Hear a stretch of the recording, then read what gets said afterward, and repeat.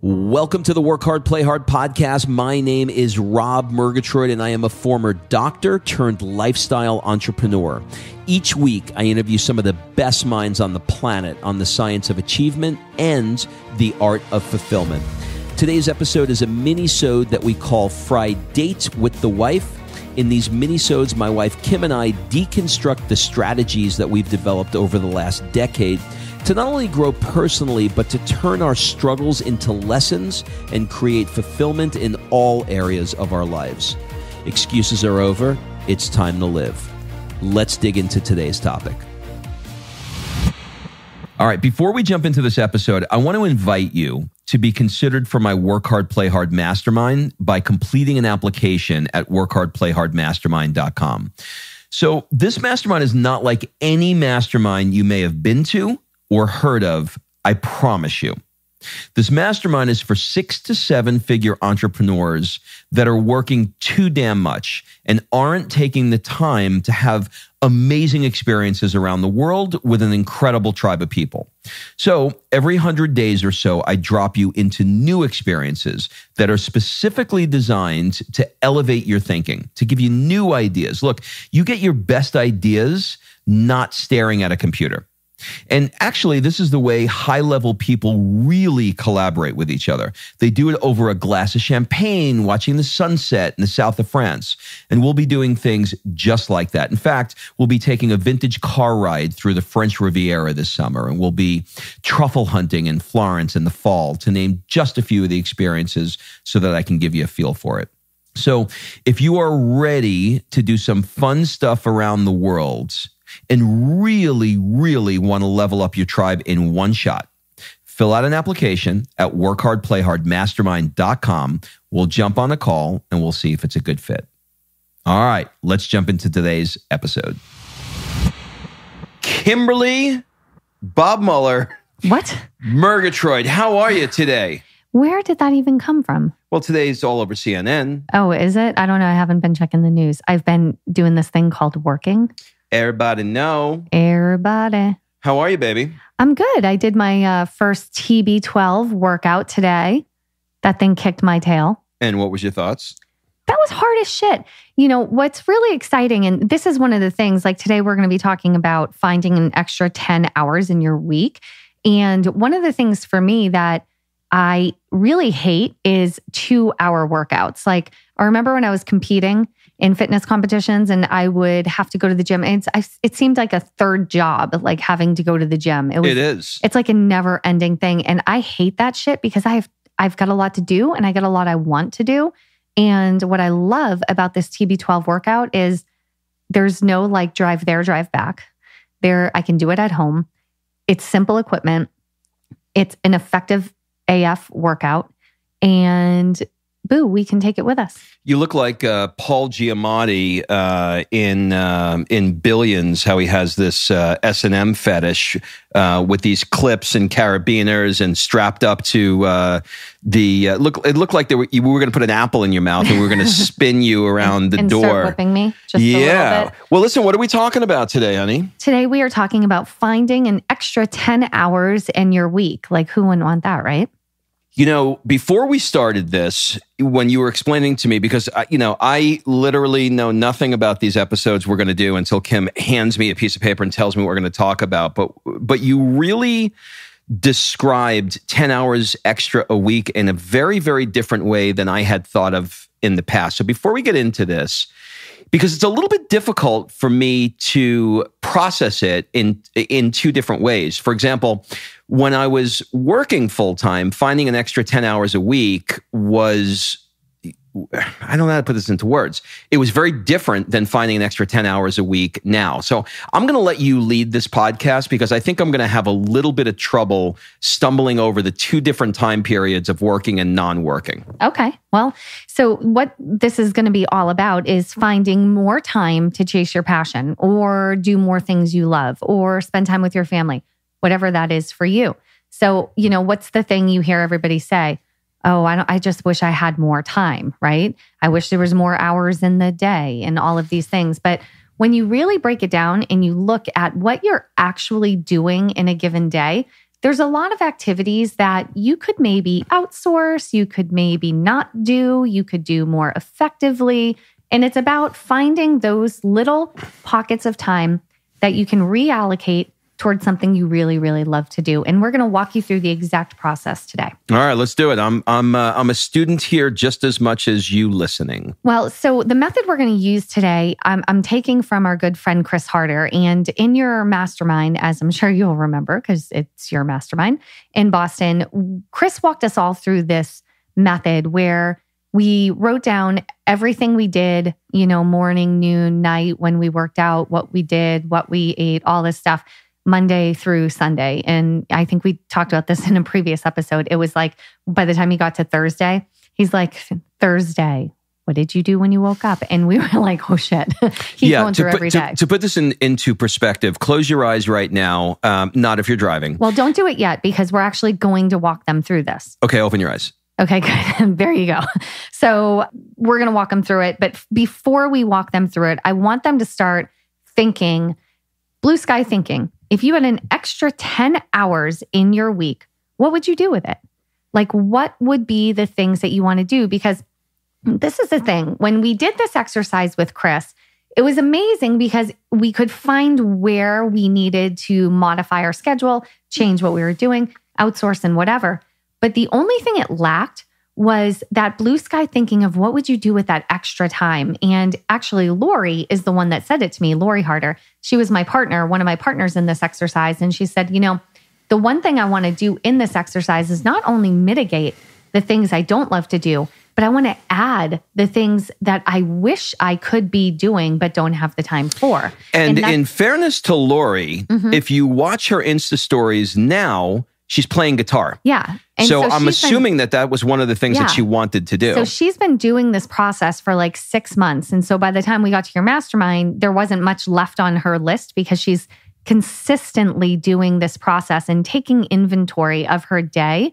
And what is she doing in her day that's, bringing her joy, bringing her excitement, that's motivating her, that's lighting the fire versus what is draining her. And so what I wanted to start with this is not the exercise, but I want to start with the thinking of what are the things you would love to do, but you haven't had time for or made time for. So for example, for me, one of the big things was reading.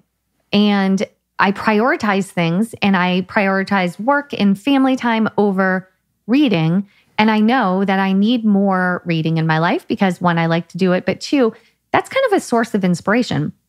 So your mastermind actually helped me find that time that I could plug in reading at least 4 times a week.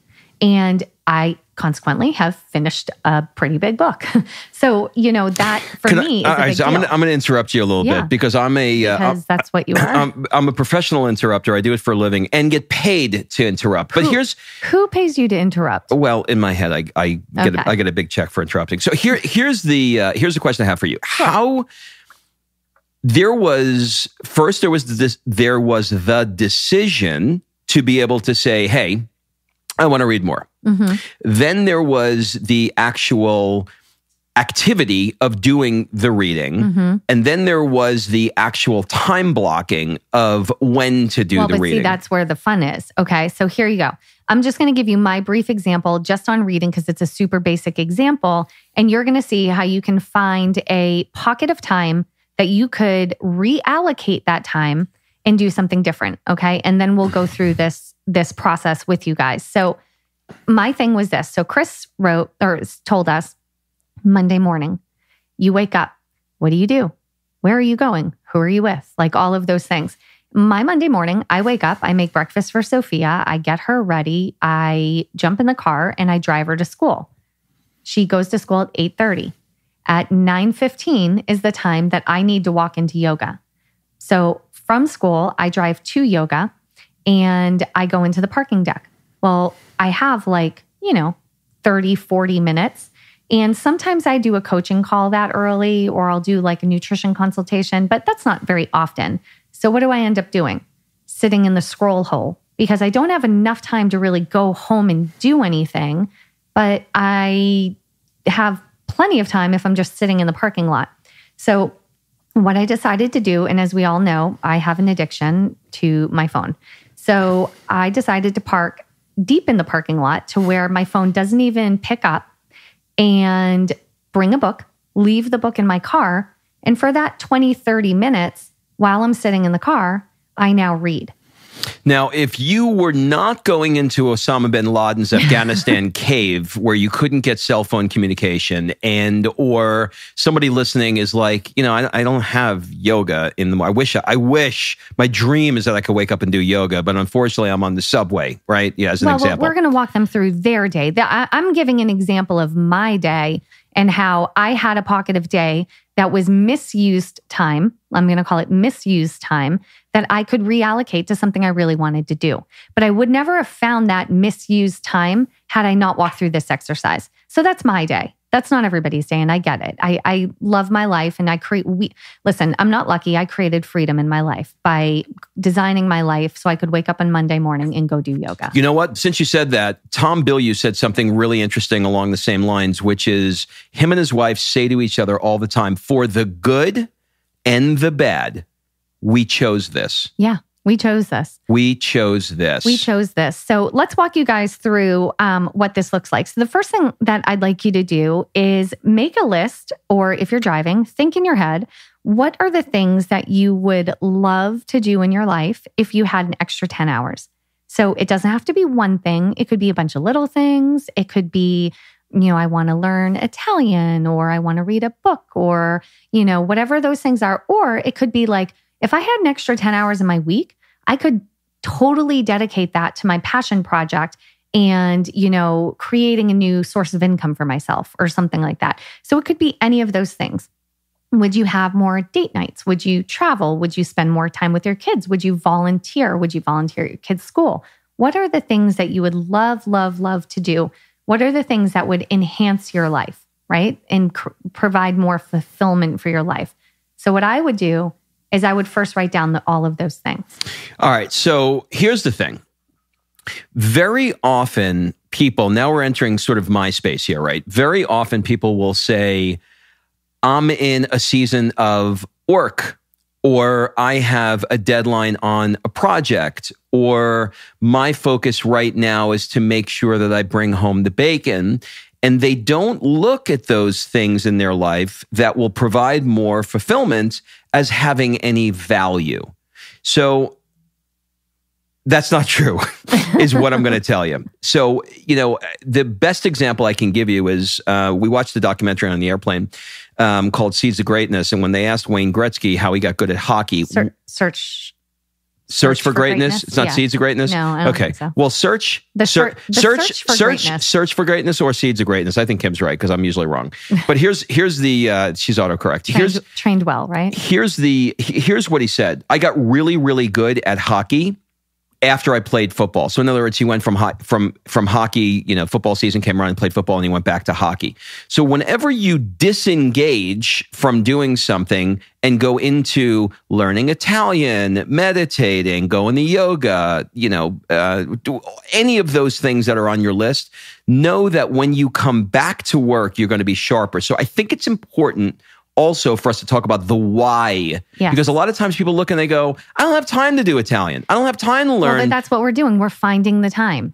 So or not even so much that they don't have the time. It's more that they don't see the value in taking the time. Yeah, I think some people don't see the value. I think some people don't see that they actually do have the pockets of time in their day. And if this is something that you're committed to, if you want to just tell yourself the bullshit story that you don't have time, then go for it. But if you actually want to find the time and you want to make things a priority, I love the quote. It says, if you really have something that you want to do, instead of saying, I don't have time to get in great shape, replace that with, I don't make it a priority to get in great shape, because that's the reality. You make time for the things that are priority. So if you see the value in even adding a couple of extra things a day, or maybe it's a career change, maybe it's a side hustle, maybe whatever it is, a passion project, whatever it is, what we're about to walk you through is going to help you find the actual time. If you are open to it, if you still want to, again, go on with that BS story about how you don't have time, that's fine. But if then don't do this exercise and, hang up on this podcast right now. Do you hang up on a podcast? What do? You hit end? I don't know. You remote control it. Yeah, there you go. Whatever it is. What is it? Be kind, rewind. So yeah, how you like that? Blockbuster, hashtag 1982 called. So, but if you want to find the time, then stick with us, okay? So this is the second part of it. I want you to write down on a piece of paper all the days of the week. Sunday, Monday, Tuesday, Wednesday, Thursday, Friday, Saturday, okay? All the days of the week. And I want you to start early in the morning going through everything you do every day of the week, because each day is not the same. There are days that may be different. Are you waking up? What do you do when you wake up? What are you meditating? Are you just jumping in the shower? Are you late? Are you not late? Are you getting up a little bit early? What are all of the things that you're doing during your day? When you come home, like mentally close your eyes and walk yourself through your day and write it all down every single day. They're all different, okay? And yes, it can be tedious. And yes, you're going to want to get frustrated and just copy the same shit from each day. But that's not the case. So write it all down. Then, once you do, assign a number 1 to 5 for each thing that you do. Right, Rob? So assign 1 to 5, but you can't use 3. 1 to 5, but you can't use 3. So what are the things that you least like doing? I'm sorry, you can't use 4. You can't use 4? Yeah, because 1 to 5 is you absolutely hate it. 1 is you want to do 5. 5 is you love it. Is 5 you love it, or 1?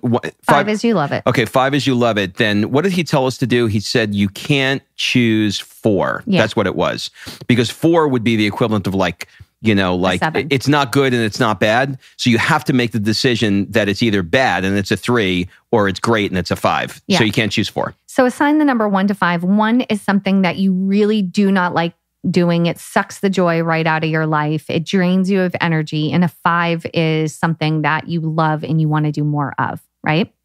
So now you have this list of everything that you're doing in your day. Everything has a number assigned to it. Look at the things that are a 1 and circle them. Those are the things that are clogging your bandwidth, kinking your hose, whatever verbiage you want to use. Those are the things that we need to find a way to mitigate. I think you should mitigate the 1s and the 2s as many as possible. And the way that you do that is going 1 by 1. So I'm going to give you some examples. For me, when I think back to things in my life that were 1s, food prep on Sunday. I used to go into my kitchen every Sunday and I turned on music and I tried to make it fun. And I cooked like 7,000 pounds of chicken, 8 million eggs, a partridge in a pear tree. And it was like Rob's sitting on the couch drinking mimosas, watching 60 Minutes, 2020, CBS Sunday Morning. And I'm cooking for 4 freaking straight hours to prep the food for the week. And then during the week, I'm eating cold chicken out of fucking Tupperware. Okay. Is that why now you sit next to me, you grab a mimosa and we watch it together? And yeah. So I mitigated that shit. I was like, no way, this is not happening. So how do you mitigate it? You go, okay, brainstorm now. And this is where masterminding partners really help, right? Because it's like, okay, how could I possibly mitigate 4 hours of food prep on Sunday in eating the same meat throughout the week? Like, that's disgusting. How, like, the veggies after like day 3 have like slime on them. It's not good. So how can I mitigate this process? Well, I could order a food prep delivery service. I could order some shakes and supplement a couple of my 6 meals a day with a shake. I could hire someone to do it for me. You have to run through, write all the list. How could you mitigate that?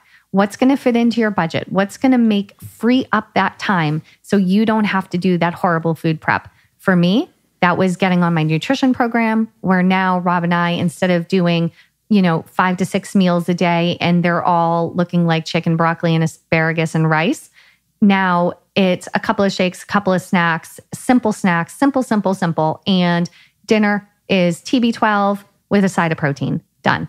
It is the easiest thing. It allows me to enjoy my family. It allows me to sit with Rob and have a mimosa, and I maybe do 1 hour of food prep. So that's an example of how you'd mitigate. Another thing, again, long workouts. I mentioned this before. I hate 2-hour workouts in the gym. I used to like them when I was like 20. Now I'm 40 and I got a family and I got shit to do. I don't have time for that. So this 20 6-minute TB12 workout that whipped my ass. Amazing. Total way to mitigate it. What's the app, Rob? $10 a day or $10 a month? $9. $9 a month. TB12 app. You get some bands from TB12 and done. Boom, you're in. You've now mitigated the 2-hour workout. So what are the things? I know mine, when we did this at your mastermind, was cleaning the house. Not just cleaning the house, but cleaning the shower. I don't mind cleaning the house, but the shower grosses me out. I don't know why. I don't want to clean the shower. So, because it's gross. It's just bathrooms in general gross me out. So I don't want to do it. So what's the easiest way to mitigate that? Hire someone to clean it. Is that within my budget? Yes. Okay, great. So done. Now we've hired someone to clean it. The lady doesn't clean it the way I want. Now we have to teach her how to clean it to meet our standard, right? So there's ways to mitigate all of these little things that come up in your day. So just those 3 examples I gave you. 4 hours of food prep on Sunday, 2-hour workouts 5 days a week, and cleaning the house once a week, that freed up 10 hours in my week. So now I order my shakes, my groceries are delivered, my meal prep is delivered, and my workouts are now 26 minutes or an hour if I go to yoga, and someone comes and cleans and I don't have to worry about it. That alone freed up at least 10 hours of my week. So that's how simple this is. So for everyone that's like, I don't have time, great. Now, some of those things cost money, sure. But the food is a reallocation. So I can tell you full transparency, I spend $100 in like vegetables and proteins and stuff like that a week. And I spend $78 on purple carrot. And then I spend, $75 on supplements. And that's our entire week for 3 people. And it saves us money, saves me time. Groceries are delivered. Supplements are delivered. TB12 is delivered. Like all of that, not just saved me money, but saved me time. And now I can reallocate that to doing something else. Not only that, though, I think you made it more fun, too. So there's a different menu every night. The TB12 workout is actually a different sort of workout. So not only did you mitigate, but you mitigated it and you added variety. So I think that there's upsides in other ways as well. Absolutely. And so what was I able to do with that extra 10 hours a week? I was able to build a 6-figure network marketing business. That's what I was able to do. I was able to take that time and spend it with my family on Sundays. I was able to spend more time with Sophia going to the park after school instead of having to come home to do different things. Now, I would also add, there are other areas of your life that you may not be considering that are, on a sort of maybe a different way of looking at this. You brought up to me a minute ago, Kim, that I was going into the office and it was roughly 2 hours of commute, right? It was an hour there, an hour back, right? I've got 10 hours a week that I'm spending, going there and back. But it wasn't 10 hours a week that I wanted to be spending. So, it wasn't like, oh my God, this is going to be so amazing. I get to drive for an hour and I get to drive for an hour home. They were like dead time. I could have and made that ride better by listening to podcasts or catching up on phone calls, et cetera. But it wasn't really how I wanted to be spending my time. So this is another example. So for example, with my doing this exercise, I found lots of little pockets that added up to big time so I could reallocate and do other little things I love, like reading, family time, building a side hustle, all of that. For Rob, if Rob did this exercise 6 months ago, 8 months ago, 10 months ago, whatever it is, most of the things that would be ones for him would be things related around his previous career, driving into the office, hearing the patients complain, being in the office for 7 hours a day, adjusting people, driving home. All of those things would have been the things that would have been ones for him. So guess what? If your entire work from your commute in to your commute out is ones, and you don't find joy in your life, guess what that means? Oh my God, you just gave me an aha. I never looked at it that way. That's what you were saying to me before we turned the mics on. So you're right. If I were doing this if I were doing this when I was in the office, I'm going through, I don't think anything would have made it to 2. I mean, it would have been like driving to the office, 1. Sitting for the team meeting before we started seeing patients, 1. Doing the actual office meeting after we saw patients, 1. Like, everything would have been 1. Like they all would have been 1. And then then I would have had to have sat down and went, holy shit.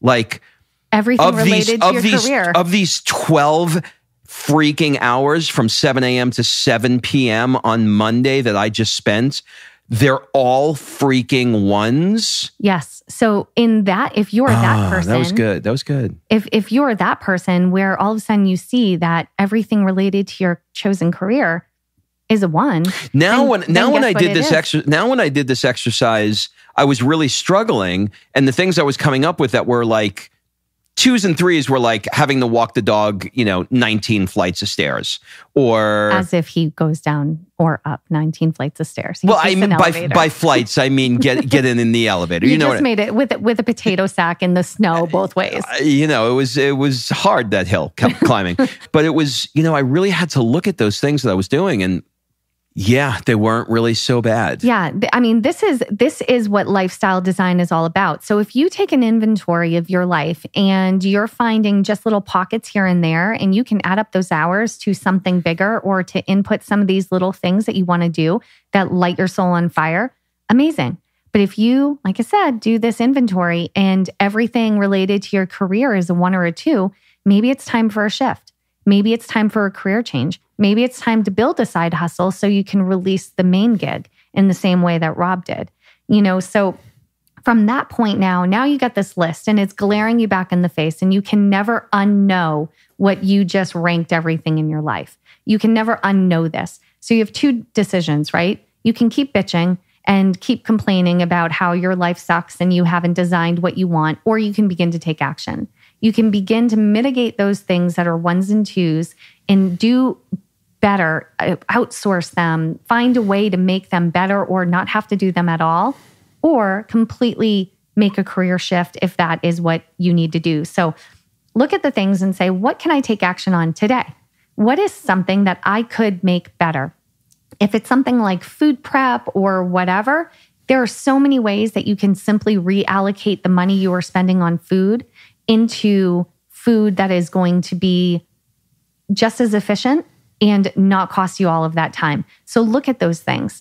For me, it was joining my nutrition company. And, not only did that create the time, it also created literal time freedom for our family down the road. But, that's one thing. What are the things that you could accomplish in 60 days, 6 months, 1 year? Some of these things aren't going to be things that you can necessarily change tomorrow, like a career, but how can you reverse engineer that to accomplish it? What plan are you going to put in place to make these changes? And that's where different things like Rob's use of the push journal and things like that come out, because now you have a glaring list of things you hate doing in your life. And now you know where you can find the time to do other things. I'm going to give you one more small example for Rob. So at night, we put the baby down. One of us puts her down. Usually it's me. So I put the munchkin down. Rob would watch a TV show. Well, guess what he's doing? He's shutting off the TV and he's opening up a book and he's learning about wine, because that's something that's really interesting to him. And why is he having time to do that? Why is he making that decision? Because now his day is not a day where he's designed it. So at the end of the night, he doesn't just need to veg out in front of a TV and, release that mental bandwidth. Now he still has things that are inspiring to him, and he still wants to take action on those things, even at 8 p.m. So when I come out from watching, from putting the little one down, he's usually staring at a label on a bottle at this point and learning about wine instead of like half asleep on the couch because he just did a 14-hour day that he hated. Wow, that was really good stuff. I hope you listened to everything that Kim just told you, because that was really freaking good. I love that. Before we wrap up, a lot of people have been asking me to help them to make their side hustle their full-time hustle and do what I did. And now that I've got some bandwidth freed up, I can help you. So if you have an interest, I'm only going to take on a few. And by few, I mean, 3, 4 coaching clients this year. Just shoot me a direct message at Rob Murgatroyd and we'll jump on a call and see if that's a good fit for you. Kim? Yes. That was really good. I'm glad you liked it. You're welcome. I'll see you next week. Okay, bye. All right. Thanks for listening. If you love this episode and you know someone that needs some help in either stepping up their work hard game or their play hard game, it would mean the world to me if you shared this podcast with them to help me get this movement out there. So if you like what you heard, head on over to iTunes, take 30 seconds and leave me a 5-star review, and I will be forever grateful. So until the next episode, excuses are over. It's time to live.